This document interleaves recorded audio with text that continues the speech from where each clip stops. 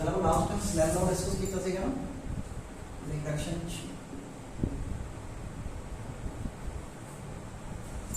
एक बार रिवाइज करवा देना मोबाइल इंटरफेस है इंटरफेस क्या होता है याद है कुछ दो मीडियम थे तो लाइन दो मीडियम को आपस क्या कर दी है अलग ये मतलब ऊपरी साइड एयर है और नीचे साइड क्या होता है मतलब वाटर मतलब ਇਹਦਾ इंडेक्स कितना है रीड इंडेक्स कितना है n1 ਇਹਦਾ कितना है इंडेक्स पता ना क्या होता है किसी मीडियम ਦਾ कि कितने गुना हो लाइट की स्पीड ਨੂੰ ਘੱਟ ਕਰ ਸਕਦੀ ਹੈ ਉਹ क्या ਹੁੰਦਾ ਉਹਦਾ ਰਿਫਰੈਕਟਿਵ इंडेक्स ਇਹਦਾ ਮੈਂ n1 ਮੰਨਿਆ ਤਾਂ ਕਿੰਨਾ ਮੰਨਿਆ n2 मान लो लाइट ट्रैवल कर रही है एयर टू वाटर पानी तो वाटर से जा रही है ऑब्वियसली गल है कि रेरो डेंस जा रही है तो बेंड टू वर्ड तो नॉर्मल बेंड करेगी नॉर्मल ड्रा करेंगे आ केड़ा एंगल होएगा इंसिडेंस आ केड़ा होएगा ठीक है अब उड़ा गया नॉर्मल आ इंसिडेंट रे आंसी के थोड़े रिफ्रैक्टेड रे आंसी के थोड़ा नॉर्मल और इससे वेलोसिटी कितनी है v1 एचएस लाइट की वेलोसिटी कितनी है v2 तो दोनों की केड़ी ज्यादा होगी v1 के v2 केड़ी बड़ी वेलोसिटी होगी अगर थोड़ा पूछा गया v1 बड़ी होगी v2 ना कारण क्या होगा क्योंकि एयर केड़ा मीडियम है रेयर वो लाइट को कट रोकूगा वाटर टेंशन है वो लाइट को ज्यादा रोकूगा तो वेलोसिटी कितनी ज्यादा कट होगी ठीक है उस स्नेल ने क्या किया सीगा स्नेल ने क्या किया सीगा कि अगर तुसी sin i डिफाइन करो sin i मतलब sin of the angle of incidence ਉਹਨੂੰ डिवाइड कर दो किदे नाल sin r ਨਾਲ मतलब sin of the angle of refraction ये किदे कोल ਹੁੰਦਾ है कांस्टेंट और ये कांस्टेंट क्या सीगा रिलेटिव रिफ्रैक्टिव इंडेक्स इकल पढ़ा सीगा बहुत पढ़ा है तो हमने शॉर्टकट लिख पाया सीगा शॉर्टकट क्या सीगा sin i by sin r equals to क्या ना देखियो आ r एंगल केड़े मीडियम च है आ r एंगल केड़े मीडियम च है वाटर मतलब n2 च तेरे सामने क्या लिखा जाऊगा n2 i एंगल केड़े मीडियम च है n1 ये जीरो एक्सप्रेशन है और अगर इन टर्म्स ऑफ वेलोसिटी लिखना होवे 1 के सामने क्या होगा v1 1 के सामने 1 2 के सामने क्या होगा तब पूरा पूरा थोड़ा क्वेश्चन किया स्नेल लॉ का क्वेश्चन तो पेपर ਦੇ ਵਿੱਚ क्या होता i ਦਿੱਤਾ ਹੋਵੇ r ਦਿੱਤਾ ਹੋਵੇ n1 ਦਿੱਤਾ ਹੋਵੇ n2 क्या करना होगा तो डिफाइन करना होगा तो सिंपल ऐसे क्वेश्चन यूज करके वो फाइंड कर सकते हैं ठीक है ये मैं एग्जांपल दे लूं कहता कि एंगल r है 30 डिग्री एंगल r है मतलब 45 डिग्री और n1 हैगा 1.5 फाइंड n2 दूसरा इंडेक्स पता करो तो बड़ी इजी कर सकते सिंपल वैल्यूज पुट करके साइड कर देना तो कितना होगा sin 30 by sin 45 equals to n2 by n1 कितना है 1.5 sin 30 कितना होगा जी 1/2 sin 45 1 by root 2 equals to n2 by 1.5 ऊपर चले जाऊंगा आगे क्या जाऊंगा नीचे सो अंडू 2 by 2 पता लगा क्या ठीक है ओके ये कटिंग कर सकता क्षेत्र के देखिए तो ऐसे लिख रहे हैं undo 2 by undo 2 into undo 2 सही लिखे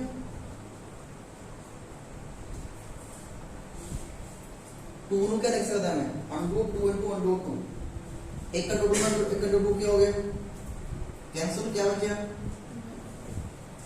1 by undo 2 equals to n2 by 1.5 ऐसा समझ आएगा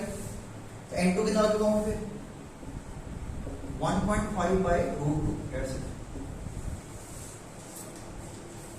इधर आगे क्या होगा मल्टीप्लाई होगा आगे सॉल्व करके सॉल्व कर लो थोड़ी मर्जी कोई तकलीफ कर सकते तो इधर हम सवाल आ सकता है एमसीक्यू ਦੇ ਵਿੱਚ जिसे बहुत सिंपल कैलकुलेशन हो रही होगी और अपने इन्हें चार ਦੇ ਵਿੱਚੋਂ ਕੋਈ ਇੱਕ ਚੀਜ਼ ਦੱਸਣੀ ਹੋਊਗੀ ਤਿੰਨ ਗਿਵਨ ਹੋਣਗੇ ਚੌਥੇ ਪਤਾ ਕਰਨੀ ਹੋਊਗੀ ठीक है तो थोड़ा गौर रखिए नेक्स्ट देखते हैं लिखना तो नहीं है लिखना चाहिए कल शायद से लिखना लिख सकते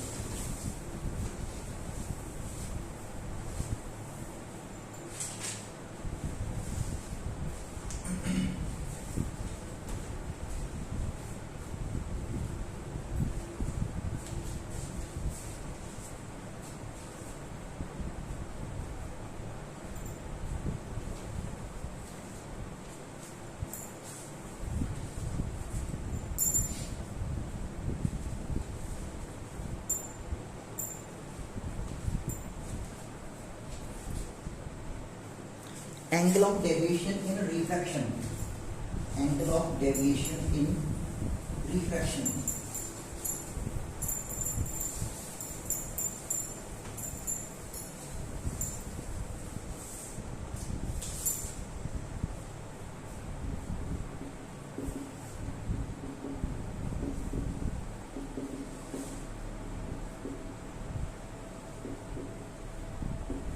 ज़्यादा इम्पोर्टेंट नहीं है बट फिर भी आ सकता है। चलो ऐ नहीं कहते कि बहुत ज़्यादा इंपॉर्टेंट टॉपिक के ਵਿੱਚੋਂ ਇੱਕ ਹੈ ਜਿਵੇਂ ਸਨੈਲ ਆਫ ਵਿਜ਼ਨ ਲੱਗੇਗਾ ਨਾ ਉਹ ਬਹੁਤ ਇੰਪੋਰਟੈਂਟ ਹੈ ਇਹਦਾ ਕੋਈ ਚਾਂਸ ਹੈਗਾ ਹਾਈ ਕਿ ਆ ਸਕਦਾ ਸਵਾਲ ਮੰਨ ਲਓ ਕਿ ਇੰਟਰਫੇਸ ਸੀਗਾ ਇਹ ਤੋਂ ਵੀ ਲਾਈਟ ਪੈ ਰਹੀ ਹੈ ਉੱਪਰ ਵੀ ਮੀਡੀਅਮ ਆ ਜਿਹਦਾ ਇੰਡੈਕਸ ਕਿੰਨਾ ਹੈ n1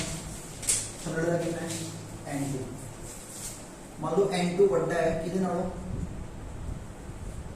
तो केड़ा मीडियम डेंस होएगा जिहदा इंडेक्स वड्डा हुंदा है वो मीडियम क्या हुंदा है डेंसर हुंदा है तो ਇਹਦਾ मतलब नीचे वाला मीडियम डेंसर है ऊपर वाला केड़ा होगा थोड़ा रेयर तो रेयर ने आ होगा रेयर आ क्या होगा थोड़ा डेंसर तो लाइट रेयर टू डेंसर जा रही है मान लो ठीक है आके ड्रा करता मैं normal so it will bend towards के अवे टुवर्ड्स कर देगी बेंड और आई एंगल आ गया आई आके ना आ गया आर हम गल की है अगर ये सिर्फ इस रेयर मीडियम च कंटिन्यू करती मतलब अगे भी दूसरा मीडियम ना आंदा मतलब आ इंटरफेस ना आंदा कब्बे तेरा पास किवें होना सीगा ये सीधा जाना सीगा कुछ इस तरीके ना सही है ये सीधा निकल जाना सीगा बट हम इस मीडियम करके मुड़ गई कितना मुड़ गई अगर मीडियम ना होंदा तो इन्हें इत्थे होना सीगा इत्थे मीडियम करके इत्थे है तो कितना मुड़ी इन्ना मुड़ी ना आ एंगल इस एंगल को की बोलते हैं आप एंगल ऑफ डेविएशन कि कितना लाइट क्या हो गया उसके रास्ते तो डेविएट हो गई ਇਹਦਾ सिंबल लिखिए डेल्टा आ रहे इन्हें इतना बनते हैं delta angle of deviation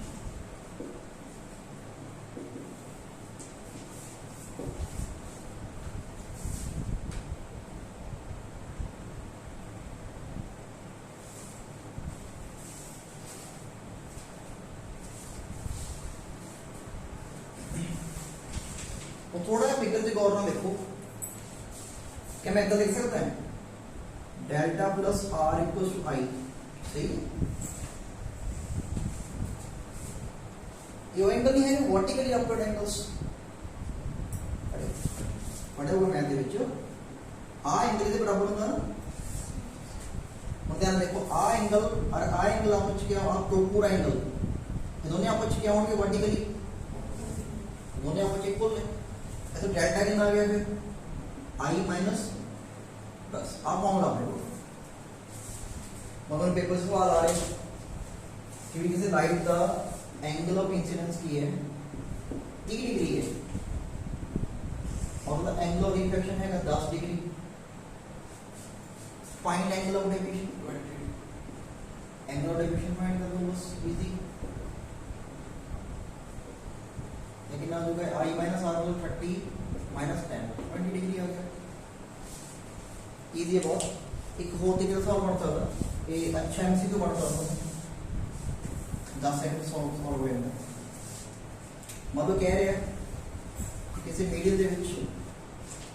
angle आई कितना है 30 डिग्री ठीक है और इस जो डायग्राम ड्रा की थी अपन ये तो एंगल ऑफ डेविएशन कितना आ गया 8 डिग्री है ना find angle of reflection find angle of reflection तो बस वही सवाल देखना है मतलब वही बड़ा फॉर्मूला लगा रहा है डेल्टा गिवन है, आई गिवन है, क्या कर लेंगे आप आर, तो आर कितना आएगा आई माइनस डेल्टा, ठीक है 30 माइनस 8 कितना आ गया 22 समझेंगे। और 2 3 का सवाल बन सकता है, उसको एमसीक्यू बनाने की कोशिश करोगे, मेन मतलब पाऊंगा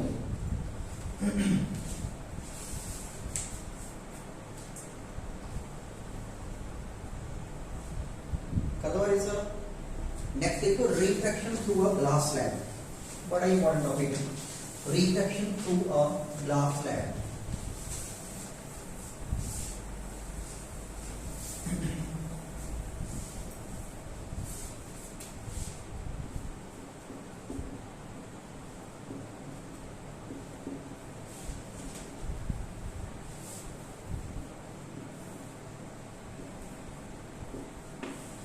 कभी क्लास में देखी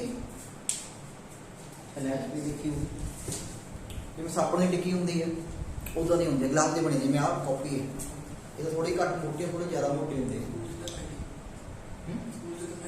दिखाई थी याद नहीं। चलो अगर मैं इदा रखा हुआ है वो लाइट ऐदा पै रही है, ठीक है ऐदा तो कितों निकलेगी, मतलब ऐदा ये ऐदा पै रही है लाइट, कितों निकलूगी बाहर, इतों तो निकलूगी पिछों से, इतों आई इतों बाहर निकल गई। क्या एदा एदा एदा कोई काम है? सिर्फ किन्ने बंदे इन्वॉल्व हो रहे हैं, एक आ हो रहा एक आ वाला फेस हो रहा, तो जो भी ग्लास रहते विद रिफ्रैक्शन होंगी है तो हमेशा किन्ने फेस इन्वॉल्व होंगे ने दो, और इन्होंने फेस को क्या बोलते हैं रिफ्रैक्टिव फेसेस या रिफ्रैक्टिंग फेसेस। मुझे इस तरीके से कहना है, मतलब ए आ बी आ सी आ डी है, इथों लाइट आई और इथों बाहर निकल गई, तो इन्वॉल्व कौन कौन होया A B R C D, कहने की मतलब सी तो इन्हें बोलते हैं रिफ्रैक्टिंग, नोट कर लो रिफ्रैक्टिंग फेसेस। और ग्लास में कितने होंगे ने दो,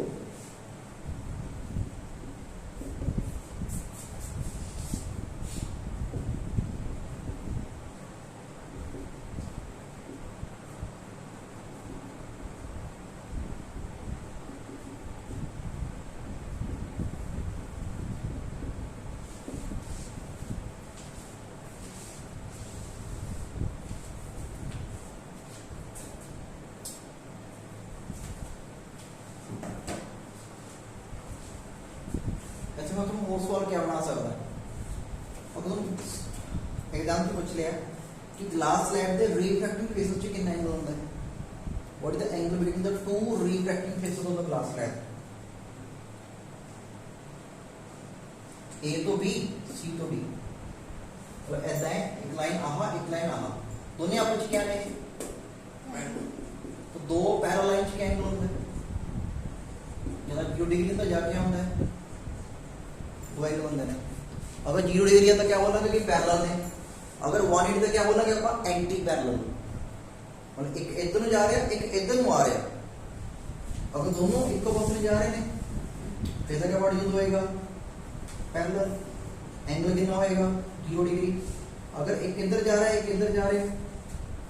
फिर वो बॉडी यूज करेंगे एंटी पैरेलल,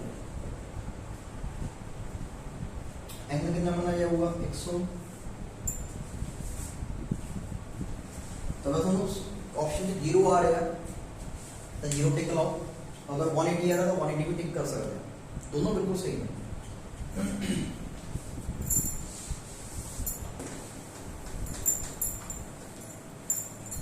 अब थोड़ा रिफ्रैक्शन देख लेना क्या होती है कि मैं लाइट निकलती है, अब मान लो ग्लास की बनी हुई है, इधर इंडेक्स मान लो कितना है N2 और बाहर कौन है थे एयर, इधर इंडेक्स कितना मान लो N1, श्योर की गल है कि ग्लास डेंसर होता है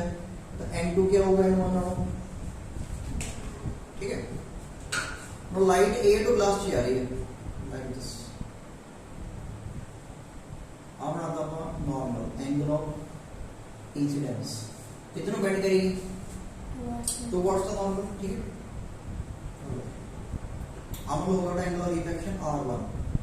तो पहले फेज का तो कम पूरा हो गया, पहले पेज से रिफ्लेक्शन हो चुकी है, हुण किहदी बारी है, दूसरे पेज की सी डी दी। अगे क्या ड्रा करेंगे, नॉर्मल। आ एंगल क्या हो गया, स्पेसली इंसिडेंस का रिफ्लेक्शन, वो स्पेसली वो देखिए गिर रहे हैं तो क्या होगा, वो इंसिडेंस। मेरे पास वैल्यू कितना है R2, हम देखो टेंस तो एरर जा रही है, वो क्या करेगी, band away from the normal या कुछ इस तरीके में। और आ एंगल क्या होता है, एंगल ऑफ इमर्जेंस E, और इस रे को क्या बोलते हैं हम, इमर्जेंट रे, जी बाहर निकल रही होंगी है।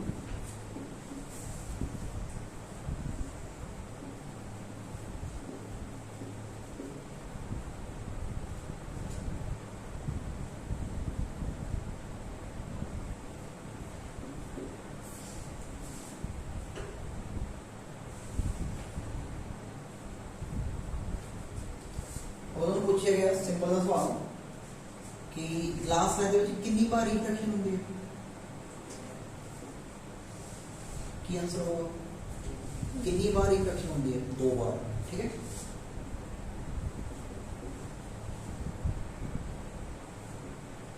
अच्छा नहीं, अगर कब्बे ग्लास स्लैब ना होंदी तां रे किवें जांदी, सीधी जानी सी, ठीक है। आई होगा, बट ग्लास स्लैब होने करके हुणे इदां जा रही है, दोनों एंगल कितने, दोनों पैरेलल है कि नहीं है, अच्छा ना देखो दोनों पैरेलल नहीं है। सवाल सीबीएसई ने पूछा है पिछले पेपर दे विच कि इमर्जेंट रे और इंसिडेंट रे दे विच कितना एंगल होता है ग्लास स्लैब दे, तो नोट करो इस चीज को बहुत अच्छे तरीके ना कि इमर्जेंट ते इंसिडेंट आपस में पैरेलल होंगे हैं।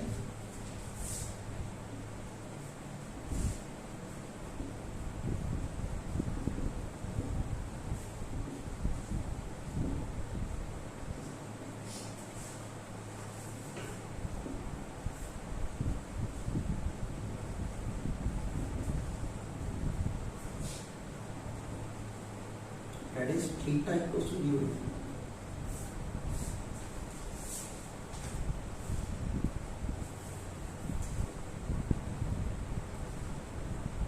एक और ऐसे इंपॉर्टेंट पॉइंट अपन प्रूव भी करना है, आ वाला एंगल हमेशा ये क्या होता है, इक्वल इक्वल एंगल आई हमेशा किधर क्या होता है, एंगल ई दे। सुने भी सवाल आ सकता है कि किसी ग्लास स्लैब में 10 डिग्री एंगल ऑफ इंसिडेंस है, find the angle of emergence, तो भी 10 डिग्री ही आऊगा, क्योंकि दोनों आपस में क्या होंगे ने इक्वल। देखो प्रूव करना लेटर ऑन थोड़ा कि इक्वल के लिए आ गई, बड़ा कुछ दाल अपन रिजल्ट लिखते हैं तो मेन मेन पॉइंट अपन तो पूछ सकते हैं। एक और रियल कितने जा रही है, जाना इतने चाहिए दसीगा, तो ये दोनों के विचकार आ परपेंडिकुलर डिस्टेंस होता है, आ डिस्टेंस देख रहे हो मैं लगाया मैं, रियल इतने जा रही है, जाना इतने चाहिए दसीगा, जो दोनों के विचकार परपेंडिकुलर डिस्टेंस होता इन्हें बोलते हैं लेटरल शिफ्ट। ग्लास स्लैब ने कितना शिफ्ट करता,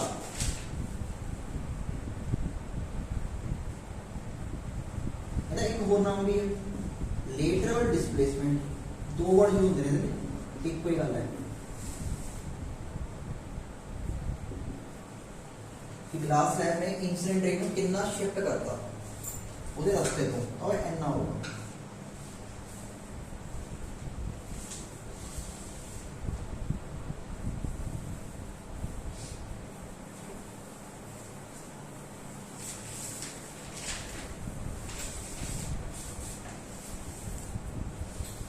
देखते हैं तो बहुत सवाल पूछ सकता है वो कि लेटरल शिफ्ट केड़ी-केड़ी चीजें डिपेंड करती है। ये मान लो मेरे को एक ग्लास स्लैब सी की ना थिकनेस कितना सी का T1, थिकनेस समझ गए मतलब चौड़ाई, ठीक है। दूसरी ग्लास स्लैब सी ये वो थिकनेस कितना सी का T2 बड़ा है T1 नालों। मैंने सवाल पूछा उन्हें कि लेटरल शिफ्ट दोनों से किस बड़ा होगा, अगर दोनों के ऊपर किया सेम एंगल से लाइट गिर रही है, ऐसे भी आई एंगल से गिर रही है, ऐसे भी एंगल से गिर रही है, आई एंगल कि दोनों में सेम होगा कि अलग होगा? थोड़ा डिफरेंट आऊगा। ਉਹਦਾ ਕਾਰਨ ਕੀ ਹੈ? ਇੱਥੇ ਲਾਈਟ ਨੇ ਘੱਟ ਸਮੇਂ ਤੱਕ ਡੈਂਸ ਮੀਡੀਅਮ 'ਚ ਟਰੈਵਲ ਕਰਨਾ ਹੈ, ਸਹੀ ਹੈ। ਇੱਥੇ ਨੇ ਕੀ ਕਰਨਾ ਹੈ? ਜ਼ਿਆਦਾ ਸਮੇਂ ਲਈ ਕੀ ਕਰਨਾ ਹੈ? ਡੈਂਸਰ 'ਚ ਟਰੈਵਲ ਕਰਨਾ ਹੈ। ਉਸ ਨੂੰ ਮੈਂ ਦੱਸਿਆ ਸੀਗਾ ਕਿ ਲਾਈਟ ਕਦੇ ਵੀ ਚਾਹੁੰਦੀ ਨਹੀਂ ਹੈ ਕਿੱਥੇ ਟਰੈਵਲ ਕਰੇ, ਉਹ ਕਦੇ ਚਾਹੁੰਦੀ ਨਹੀਂ ਕਿ ਮੈਂ ਡੈਂਸਰ 'ਚ ਟਰੈਵਲ ਕਰਾਂ। ਉਹ क्या ਚਾਹੁੰਦੀ ਹੈ ਕਿ मैं रेल 'ਚ ਜਾਵਾਂ। ਤਾਂ ਇਹ ਜਿਹੜਾ ਪਾਥ ਹੋਊਗਾ ਨਾ, ਉਹ ਦੇਖ ਕੇ ਛੋਟਾ ਜਿਹਾ ਪਾਥ ਆ ਤਾਂ ਘੱਟ ਮੁੜੂਗੀ ਇਦਾਂ, और ਇੱਥੇ ਨੂੰ ਦੇਖ ਕੇ ਬਹੁਤ ਬੜਾ ਪਾਥ ਆ ਤਾਂ ਜ਼ਿਆਦਾ ਮੁੜਨਾ है। तो जनाब चाहिए की करें, लाइट नहीं चाहती कि डेंसर मीडियम में ट्रैवल करे, तो उस चीज को अवॉइड कर ली, अपने पाथ में जितना छोटा हो सके उतना छोटा करूंगी। चलो इतने इन्हें इतना बाहर निकल जाना, इमरजेंट ट्रेन इतना इतनी इमरजेंट होगी इतना निकलूगी बाहर। तो दोनों इमरजेंट थोड़ी अलग अलग अलग निकलनी है, सेम ही निकलनी है। तो लेटरल शिफ्ट दोनों से क्या होगा? डिफरेंट होगा। ऐसे थोड़ा घट होगा, ऐसे थोड़ा क्या होगा? बढ़ता होगा। तो आप सिंपल नोट कर सकते हैं कि लेटरल शिफ्ट वो पहली गलती से डिपेंड करती है थिकनेस ऑफ ग्लास स्लैब।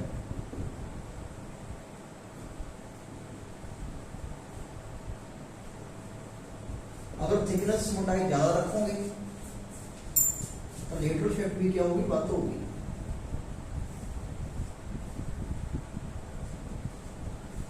तो मतलब कि अगर आ बढ़ू तो आ भी बढ़ूगी। थोड़ा दिमाग में लगेगा तो क्यों बढ़ू? क्योंकि डेंसर में ज्यादा मुड़ूगी तो पाथ थोड़ा चेंज होगा। दूसरी चीजें डिपेंड करती है थोड़ी ग्लास स्लैब के रिफ्रैक्टिव इंडेक्स से। जो ग्लास है ना उसका इंडेक्स कितना है ये उत्ते भी डिपेंड करती है। जितना मोटा ग्लास लेके आओगे जितना डेंसर ग्लास लेके आओगे उतना थोड़ा लेटरल शिफ्ट बढ़ता जाएगा, क्योंकि लाइट चाहती है कि डेंसर मीडियम से जाए, तुसी उन्हें होर मोटा होर मोटा होर मोटा करी जा रहे हो तो लाइट ज्यादा मुड़ूगी। अगर ज्यादा मुड़ोगी तो फिर लेटरल शिफ्ट बढ़ती जाओगी। तो दूसरा जितना ये होगा उतना ज्यादा क्या होगा? Lateral shift. तीसरा है थोड़ा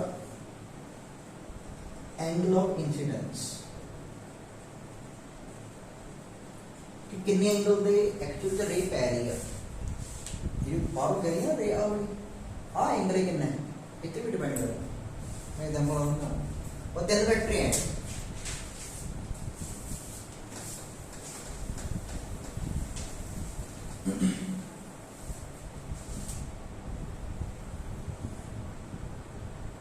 और एक रे ऐसा कर रही है,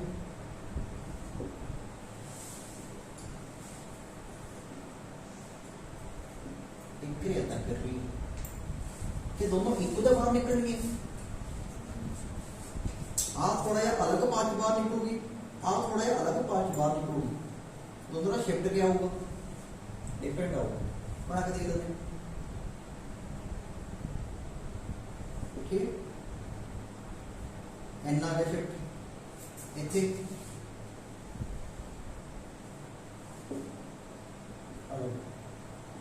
एन आ गया शिफ्ट। तो केड़ी च बदला रहे पहले की दूजी थोड़ा है फर्क है।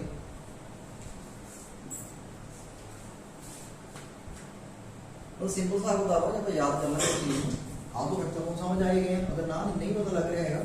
कि कितने डिपेंड कर दी उन्होंने कभी ये नहीं पूछोगे कि किमें डिपेंड कर दिया,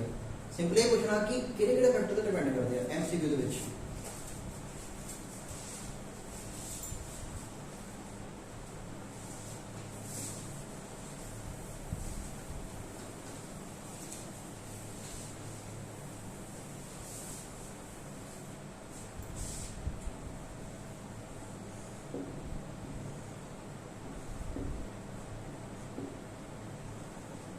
थोड़ा प्रूव कर लेना है वाली चीज एक मिनट नाम क्या एंगल आई और एंगल ई आपस में इक्वल क्यों होंगे? तो बहुत इजी है, बस 2 बार स्नैल लगना है। पहले आ फेस से लगूगा फिर आ वाले फेस से लगूगा। बाहर का नेक्स्ट मान लो n1 ना अंदर का कितना है तो बाहर द्वारा कितना होगा? क्या देखो स्नैल लॉ के मैं लगाऊंगा स्नैल लॉ। पहले मैं ए बी से लगा रहे हैं स्नेलो हैगा क्या सीगा साइन आई बाय आई होगा ना आ एंगल ऑफ इंसिडेंस आ की एंगल ऑफ रिफ्रैक्शन ये किसके बराबर होगा दोस्तों तो शॉर्टकट ना आ r1 एंगल केड़े मीडियम च n2 च तो सामने क्या होगा n2 आ i वाला किधर है कैसे आ गया n1 ये पहले पे तो लग गया बस मैं लो हम दूसरा लगा लें फटाफट और दूसरी दा एंगल ऑफ इंसिडेंस कितना है r2 क्या होगा sin r2 डिवाइडेड बाय और एंगल ऑफ रिफ्रैक्शन कितना होगा e और sin e या e एंगल केड़े मीडियम च है बाहर हवा जो बन रहा है ऐसे क्या होगा n1 सामने r2 केड़े च है n2 अब पहले इक्वेशन बन गई आ केड़ी बन गई हम करना क्या दोनों आपस क्या कर दो मल्टीप्लाई खत्म multiplying first by second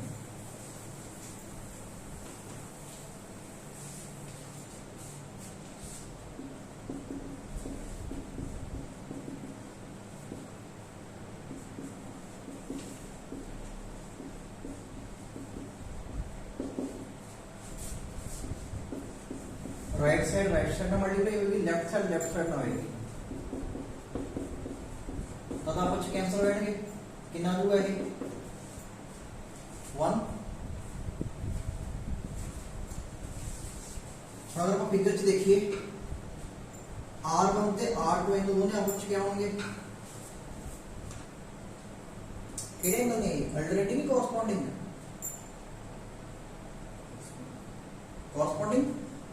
same side से अंदर है अल्टरनेटिव क्या होता है अपोजिट साइड्स आ अंदर आ एंगल की है बाहर दोनों एंगल आपस क्या है अल्टरनेटिव मुद्दा ये है कि r1 और r2 आपस क्या होंगे इक्वल आगे आपस क्या हो जाएगा कैंसिल तो sin i by sin e के इक्वल होगा 1 पे तो sin i के इक्वल आ गया sin और sin कैंसिल i के इक्वल आ गया e ਇਹਦਾ ਡੈਰੀਵੇਸ਼ਨ ਦਾ ਰਿਕੁਆਇਰਡ ਹੁਣ ਹੈ ਨਹੀਂਗਾ ਪਰ ਉਹ ਦੱਸਦਾ ਕਿ ਕਿਵੇਂ ਹੋਇਆ ਹੈ ਆਪਾਂ ਮੇਨ ਗੱਲ ਕੀ ਹੈ ਯਾਦ ਰੱਖਣਾ ਕਿ ਹਾਂ ਵੀ ਆ ਐਂਗਲ ਇਹਦੇ ਇਕੁਅਲ ਹੁੰਦਾ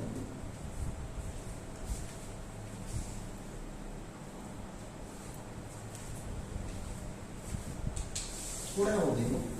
ਕਲਾਸ ਲੈਣ ਬਾਰੇ ਬ੍ਰਿਜ ਦੇ ਟੌਪਿਕ ਵਿੱਚ ਕੰਪੋਜ਼ਿਟ ਕਲਾਸ ਲੈਬ ज्यादा इंपॉर्टेंट नहीं है क्लास लैब कभी क्लास लैब इंपॉर्टेंट है ये ज्यादा इंपॉर्टेंट नहीं है ये जी क्या होता है एक क्लास लैब के अंदर ना बहुत सारी होंगी ने ऐसा नहीं होंगी एक दे 3-4 होंगे ने मतलब ਇਹਦਾ ਟੈਕਸ ਕਿੰਨਾ ਹੈ n2 ਇਹਦਾ ਕਿੰਨਾ ਹੈ n3 ਇਹਦਾ ਕਿੰਨਾ ਹੈ n4 ਲਾਸਟ ਵਾਲੇ ਦਾ ਕਿੰਨਾ ਹੈ n5 ਬਾਹਰ ਕਿੰਨਾ ਹੈ n1 에ਅਰ ਦਾ ਲਾਈਟ ਜਾਂਦੀ ਹੈ मुड़ती है बेचारी एकदम मुड़ मुड़ा के बाहर आ जाती है आ केड़ा होगा एंगल ऑफ इमर्जेंस आ केड़ा होगा एंगल ऑफ इंसिडेंस तैथे गल दिमाग च क्या रखनी है कि ये दोनों एंगल स्टिल आपस में क्या होंगे ने इक्वल बस आ चीज है कुछ कि कॉम्प्लेक्स क्लास है तो भी क्या होगा आ एंगल और आ एंगल आपस में क्या होंगे ने इक्वल होंगे बस ज्यादा डिटेल का अपने जानने की लोड़ नहीं है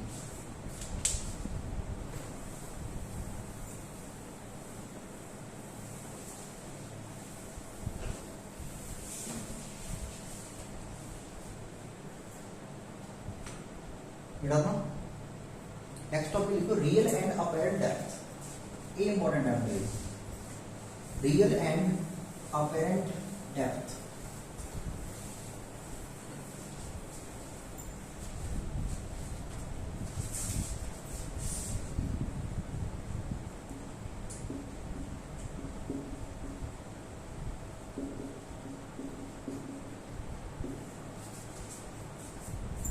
ਤੁਸੀਂ ਅਕਸਰ ਇੱਕ ਨੋਟ ਕੀਤੀ ਹੋਣੀ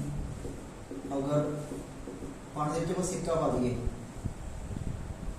और ਉਹਨੂੰ ਸਾਈਡ ਤੋਂ ਦੇਖੀਏ ਸਾਈਡ ਤੋਂ ਉੱਪਰੋਂ ਦੇਖਣਾ ਹੈਗਾ ਸਾਈਡ ਤੋਂ ਦੇਖਣਾ ਹੈ ਤਾਂ ਆਪਾਂ ਹਮੇਸ਼ਾ ਸਿੱਕਾ ਥੋੜਾ ਉੱਪਰ ਦੇਖਦਾ ਹੈ ग्लास लाइट सेम चीज होती है अगर हम पूछा गया पेपर ਦੇ ਵਿੱਚ कि ऊपर ਕਾਹਤੇ ਦਿਖਦਾ कि ਕਿਹੜੇ ਫਿਨੋਮੇਨਾ ਕਰਕੇ ਦਿਖਦਾ है तो एक लाइन का आंसर है बिकॉज ऑफ रिफ्रैक्शन। मैं लगता है कि एग्जाम वाले पढ़ा उन्होंने सीबीएस करने कि कंटेनर ਦੇ ਵਿੱਚ सिक्का रखा हुआ थोड़ा ऊपर काते देख लिया which phenomena is responsible for this, answer क्या होगा रिफ्रैक्शन। ग्लास का तो थोड़ा ऊपर क्यों देख दिया अपन, वो भी क्या आंसर होगा रिफ्रैक्शन। स्विमिंग पूल ਹੁੰਦਾ है जिन्ना डूंगा ਹੁੰਦਾ ਉਹਨਾਂ ਨੂੰ दिखता नहीं हैगा, थोड़ा घट डूंगा दिखता है, वो भी किसी करके ਹੁੰਦਾ है रिफ्रैक्शन। समझ गए? तो तीनों का एक आंसर होगा सिक्का वाला। एक और ਹੁੰਦਾ वो पेंसिल वाला, शायद हम यही बात करें। फिर पेंसिल पानी में ਹੁੰਦੀ है ना, अपन वो जो देखते हैं टेढ़े हो गए तो थोड़ी टूटी दिखती है अपन, तो भी किसी करके ਹੁੰਦਾ अगेन बिकॉज ऑफ रिफ्रैक्शन। तो तीन चार एप्लीकेशन मैंने थोड़ा दिमाग से रखे होंगे, पेंसिल वाली है, पॉइंट वाली है, स्विमिंग पूल वाली है और एक ग्लास स्लैब वाली है। बाकी मैं डिटेल्स में करवाना होना कि किसी चीज़ डिपेंड करता है। एक छोटा सा पॉइंट रह गया ग्लास स्लैब तो नोट कर लो साइड पे दिमाग से आ गया। अगर कोई रे पहला आप रे की पाई सी टेढ़ी पाई सी ना, अगर कोई रे ग्लास स्लैब के ऊपर अलोंग द नॉर्मल ट्रैवल करे कुछ इस तरीके से नॉर्मल है और रे भी इतना ही आ रही है, मतलब ऐ पै रही है स्लैब के ऊपर परपेंडिकुलर, तो दिमाग में रखना कि इधर ना तो रिफ्रैक्शन होता ना क्या होता रिफ्रैक्शन, सीधे निकल जाती मुड़ती मुड़ती नहीं हैगी, उधर ही निकल जाती।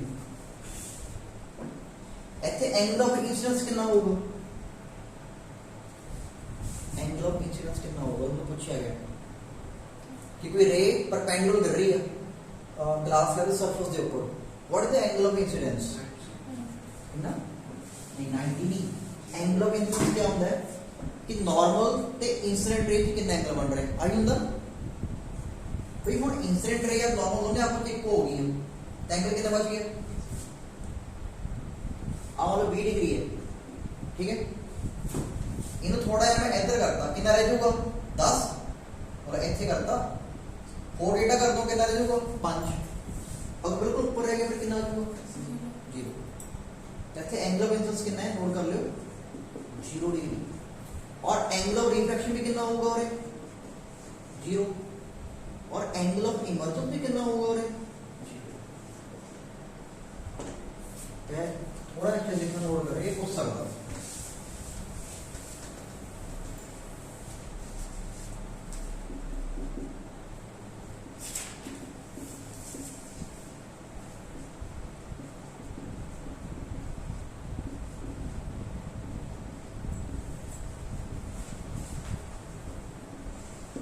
वहां सवाल भी आ सकता है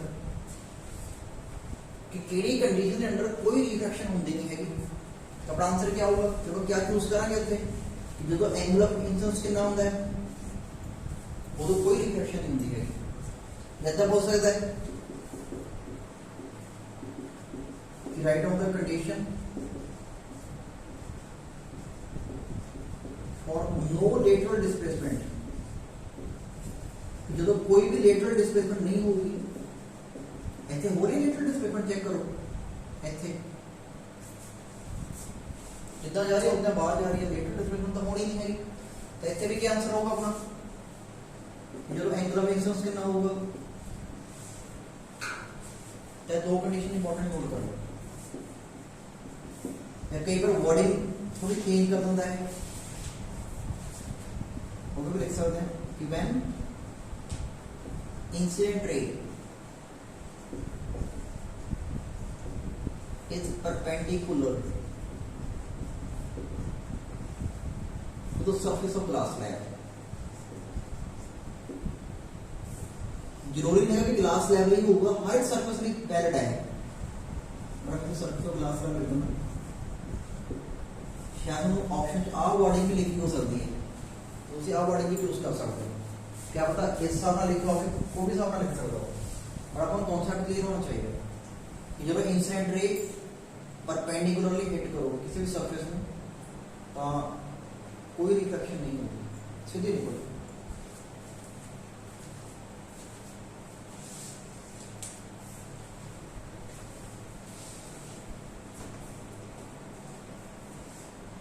थोड़ा सा ठीक है, देखो जी ये पॉइंट इंपॉर्टेंट है, तीनों पॉइंट इंपॉर्टेंट है बहुत।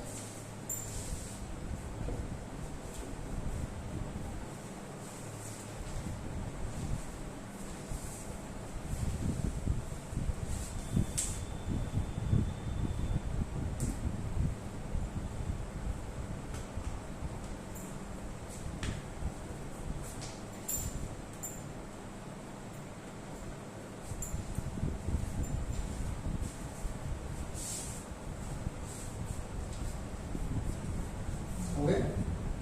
कर दूंगा रहता भी कर दे बहुत अच्छी क्या बड़ा मोटर भाई मोटर वाली कि बहुत है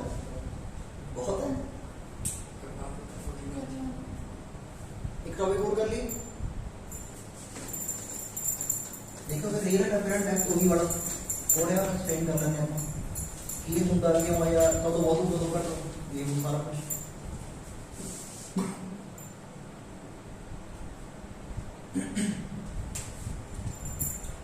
देखो अपने ह्यूमन आई नो या अपने ह्यूमन ब्रेन को आदत है केड़ी है वो कि लाइट हमेशा किमें ट्रेवल करती है स्ट्रेट और थोड़ा अपन ऐसे करके थोड़ा रीजन होगा हम क्या देखें मान लो एक बीकर है ये जो मैं पॉइंट रखा है ठीक है मैं इस पॉइंट को देखना जानना है मैं इतने खड़ा है तुम देखूंगा मैं कि मैं देखूंगा light air to water travel करनी चाहिए कि वाटर टू एयर ट्रैवल करनी चाहिए तो मैं देखना चाहता हूँ एयर टू वाटर ऑब्जर्वर तो एयर चेक मैं हम देख रहे हैं तो लाइट किमें ट्रैवल कर रही है एयर टू एयर मतलब पानी के अंदर है मतलब तुसी पानी के अंदर हो मैं थोनू देखना है कि मैं देखूंगा वाटर टू एयर थोड़ी सी लाइट लग के तुसी पानी जो ना थोड़ी सी लाइट लग के बाहर में होगी और मेरी अखा च पाऊगी और ट्रैवल किमें कर रही है वाटर टू ऐसे किमें ट्रैवल करोगी वाटर टू एयर और तैरना देखो मान लो एक लाइट इतना कर रही है सीधी 90 डिग्री से अपनी गल करके हटे और सीधी चली जाऊगी मान लो इसे लगी और ऐसा आ गई वापस से हुणे जा रही है डेंसर टू रेयर आ मैं ड्रा करता नॉर्मल आगे एंगल हो जाएगा एंगल ऑफ इंसिडेंस हुणे किवें बेंड करूगी अवे के टुवर्ड्स अवे होगी ना क्योंकि वाटर टू एयर जा रही है simple denser to rare so it bends away सही है आगे एंगल हो जाएगा एंगल ऑफ रिफ्रैक्शन मेरी अख चा कितना पहले सीधी है हां तो मेरे ब्रेन को क्या होता वो कहना कि लाइट सीधी आती है तो अनुवा लाइट कितों आती दिखोगी उन लगोगी कितों आ रही है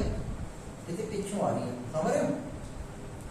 तो वो अपने दिमाग या दिमाग अपने दिमाग च क्या बना लूगा कि सिक्का ਇੱਥੇ ਆ ਆ देखो ਇੱਥੇ और रियल सिक्का कितने है थल्ले ਤਾਂ ਆਪਾਂ ਥੋੜਾ ਜਿਹਾ ਦੇਖਦਾ ਉਹ ਉੱਪਰ ਦੇਖਦਾ आइडियल टू गाइस ही है हां इन एच मान लो आ तो रियल आ अपन कितनी दिखोगी एनी के दिखोगी किसी का ਇੱਥੇ है तो गाइस ये एनी का होगी और एच डैश है तो एक्चुअली क्या बोलते हैं अपन रियल डेप्थ और एच डैश में क्या बोलते हैं अपन अपेरेंट डेप्थ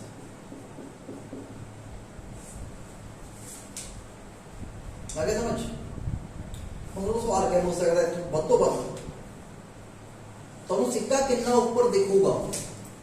वो केड़ी चीज पे डिपेंड करूंगा दोस्तों मतलब दो बीकर है एक च में लिक्विड पाया हुआ जिहदा इंडेक्स कितना है n1 या मतलब na या np मान लेते हैं एक जो लिक्विड पाया हुआ है NQ दोनों जगह सिक्का घटता अंदर अगर NP बड़ा है किसी नालों मतलब लिक्विड P गाढ़ा समझ गाढ़ा टेंसर किहदे नालों एन क्यों नालों तो सिक्का कितने ज़्यादा ऊपर दिखूगा। हाँ सवाल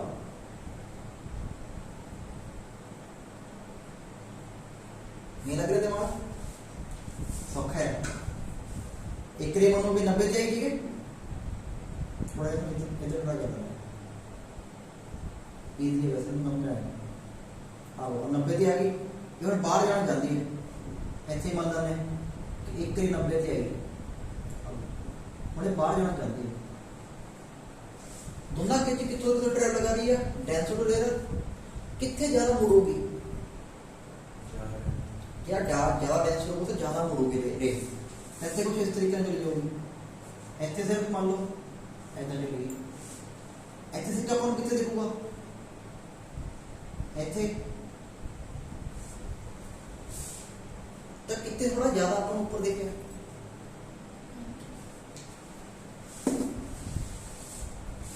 ऐसे देखो ना ऐ जाके ऐ मुड़ गई तो सिक्का अपन ऊपर देखूगा 4 ऊपर ऐसे ये ऐसा मुड़ी तो सिक्का थोड़ा नीचे दिखूगा। सिंपल फंडा की है कि जिन्ना इंडेक्स ज़्यादा होगा उन्ना थोड़ा जिहड़ा रियल डेप्थ था या अपैरेंट डेप्थ था वो बढ़ता जाऊगा। मैं कैलकुलेशन करवा देना शायद काम वाली थे या सिंपल थोड़े लेवल पता क्या पूछना उन्हें उनसे सिंपल आप पूछना कि अपैरेंट डेप्थ किहड़े फैक्टर पे डिपेंड करती है तो तुम क्या आंसर दोगे refractive index of the liquid. बस ये नोट कर लो इतने कि कितनी अपैरेंट बनूगी इससे किसे डिपेंड करती है इको factor depends upon refractive index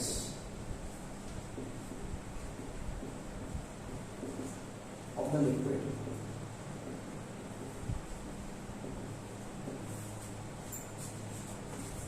अगर बाई चांस कभी फॉर्मूले की लोड पैगी वैसे पैनी नहीं हैगी बहुत घट चांस है बहुत रियल डेप्थ और अपैरेंट का आ रिलेशन होता है।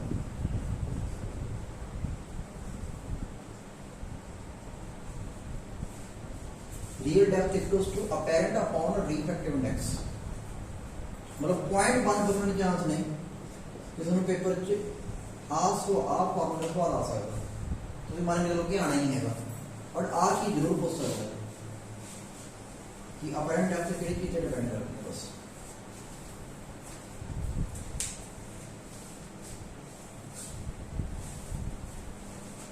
बहुत हम तो बाकी कल उन्हें जाते कर लेंगे।